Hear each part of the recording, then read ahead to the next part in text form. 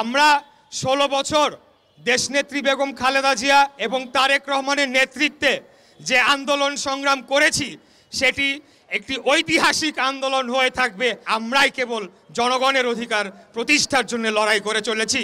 অতএব কেউ যদি বলতে চায় আমরা খাবার জন্য অপেক্ষায় রয়েছি, তারা বোকার স্বর্গে বাস করছে।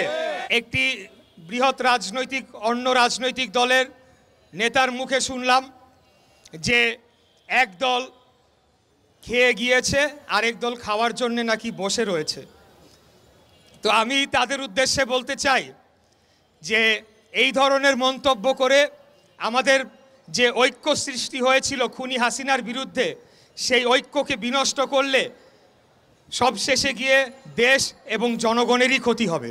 বিভিন্ন রাজনৈতিক বক্তব্য দিয়ে তারা ফায়দা লোটার চেষ্টা করা হচ্ছে, এতে করে কিন্তু শেষ মুহূর্তে গিয়ে খুনি হাসিনা এবং স্বৈরাচারী আওয়ামী লীগেরই লাভবান হবে।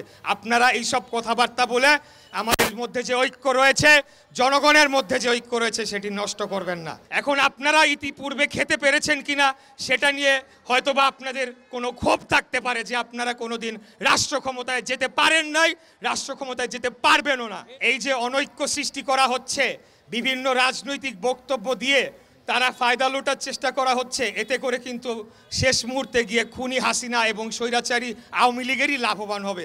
আপনারা এইসব কথাবার্তা বলে আমাদের মধ্যে যে ঐক্য রয়েছে, জনগণের মধ্যে যে ঐক্য রয়েছে সেটি নষ্ট করবেন না।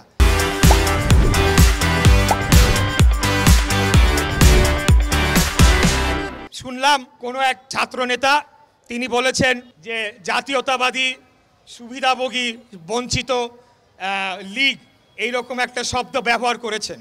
আসলে আমি বলবো এই যে অনৈক্য সৃষ্টি করা হচ্ছে, বিভিন্ন রাজনৈতিক বক্তব্য দিয়ে তারা ফায়দা লোটার চেষ্টা করা হচ্ছে, এতে করে কিন্তু শেষ মুহূর্তে গিয়ে খুনি হাসিনা এবং স্বৈরাচারী আওয়ামী লীগেরই লাভবান হবে। আপনারা এইসব কথাবার্তা বলে আমাদের মধ্যে যে ঐক্য রয়েছে, জনগণের মধ্যে যে ঐক্য রয়েছে সেটি নষ্ট করবেন না।